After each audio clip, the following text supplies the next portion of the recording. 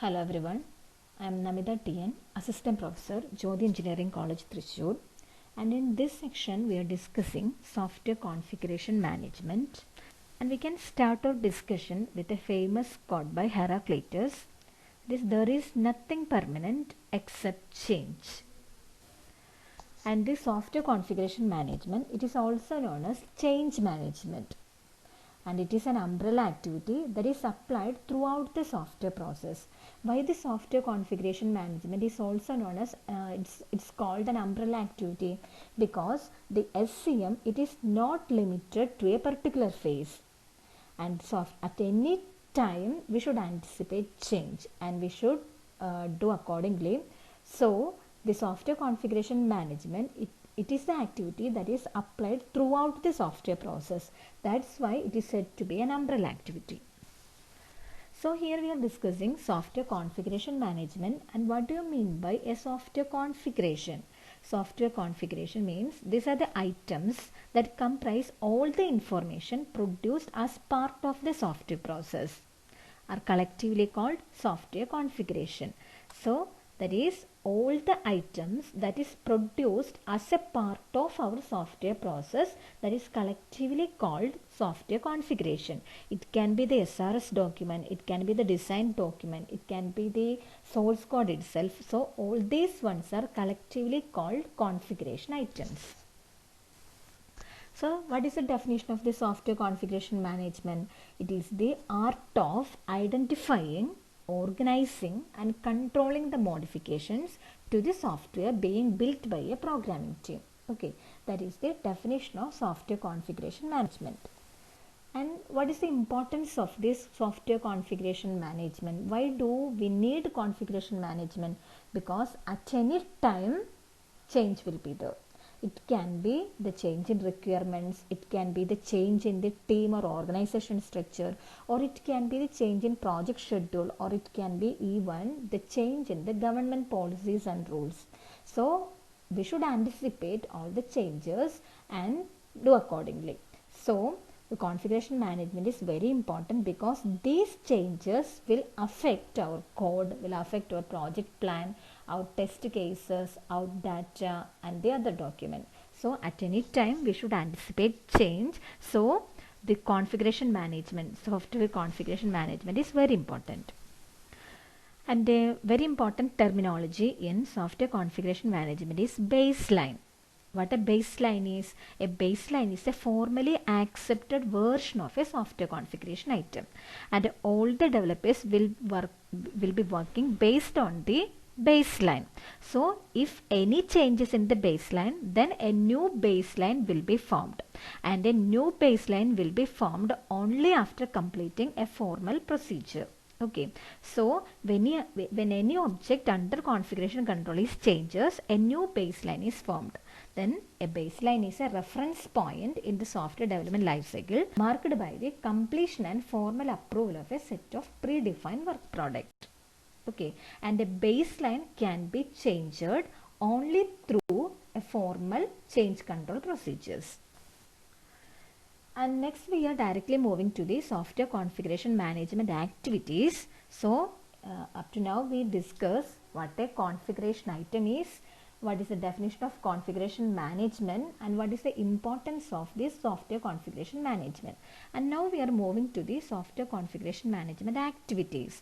Mainly two activities in software configuration management. One is the configuration identification. That means the configuration identification involves deciding which part of the system should be kept track of. That is, we are identifying the configuration item. And the next important activity is configuration control. And configuration control that ensures that the change to the system happens smoothly. That is, the changes that is happening in a smooth, in a controlled, using a formal procedure. That is configuration control. And the configuration management, who is responsible for the software configuration management? The project manager. And the project manager performs this configuration management using some configuration management tools. Okay, and some popular tools, JIT, It's a very important and popular configuration management tool. And what is the function of this configuration management tool? And it helps to, the configuration management tool helps to keep track of various deliverables. At any point of time, the project manager can quickly and unambiguously determine what is the current state of the project. And it also enables the developer to change the various components in a controlled manner. Okay, so all this configuration management, that is control, or that is happening through the configuration management tool. So first activity in configuration management is configuration identification. That is, we are identifying the configuration item, and the project manager will categorize all the configuration items to three categories. One is controlled object, and the another one is pre-controlled object, and the next one is uncontrolled object. So what is configuration items? Some example configuration items are SRS document, design document, our source code, the problem reports. Okay, these are the configuration items. And the configuration identification, the project manager will categorize the configuration item to these three categories. So controlled object means the first category is controlled object, and in controlled object these objects are already under configuration management. Okay, already under configuration control. So to change such a type of configuration objects or configuration items, we are following some formal procedure. And pre-controlled object means currently they are not under configuration control, but eventually these objects will come under configuration control, and such type of objects are known as pre-controlled objects. And uncontrolled object means they are not subject to configuration control. Okay, so the controllable object include both the controlled and pre-controlled objects. And some example controllable objects are SRS document, design document, source code, test cases, problem reports. These are some example controllable objects. And the second step is, first activity is configuration identification, and the second activity is configuration control. Then what is configuration control? This one allows only authorized changes to the controlled objects and prevents unauthorized changes. That is configuration control that ensures the authorized changes only. Okay, and it will prevent the unauthorized changes also. So it is the configuration control is a process of managing the changes to the controlled objects. So how we can change a controlled object? A baseline is there, and how we can change that baseline, which are the steps to be followed. Okay, so first the developer will get a baseline is there, then we are trying to change that baseline.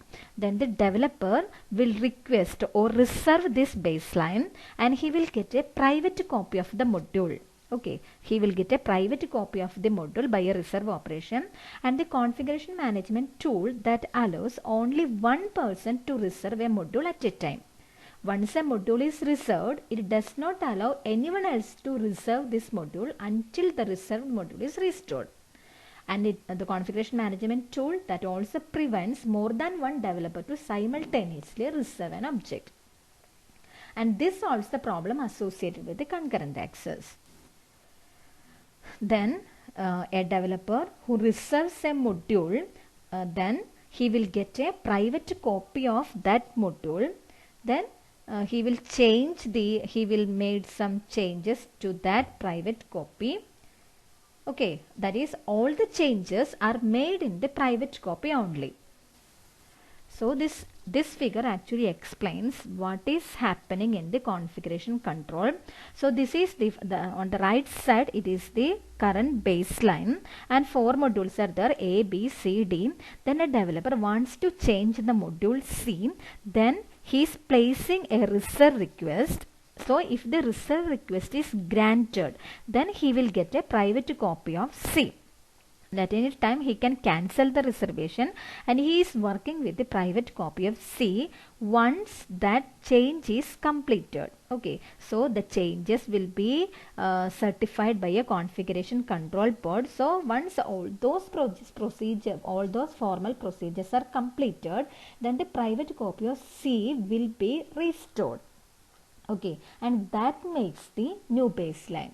So this is the formal procedure that is happening in the configuration control.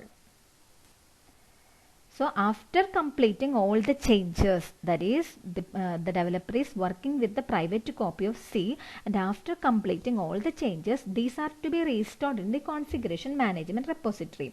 And restoring the changed module to the software configuration requires the permission of the control board, and change control board is CCB. And the change control board that constitutes the developers from the team, and the change control board that reviews the changes made to the controlled object. Okay, and the change control board that will certifies these changes well motivated, the developer has documented the effects of the change, and the changes interact well with the changes made by other developers, and appropriate people have validated the change and tested the changed code and verified that the change is consistent. That is, once the developer changed the private copy of C, then this change should be certified by the change control board, and the change control board reviews the process, whether the testing is proper, whether the proper documentation is done by the developer. Okay, whether verification and validation is completed. So after reviewing all these ones, the that is the change control board reviews the changes made to the controlled object, and they will, if they give the permission, then only the private copy of C will be restored in the new baseline. Once the CCB reviews the changes to the module, the project manager updates the old baseline through a restore operation, and the advantage is the developer can replace the original copy with his local copy only after the authorization of CCB, and this formal configuration control procedure that avoid accidental overwriting, unintentional changes, all these ones will be avoided if we are following this formal procedure. And some popular tools in configuration management, JIT and Team Foundation Server, then Ansible, all these are common popular tools using in software configuration management. Okay, thank you.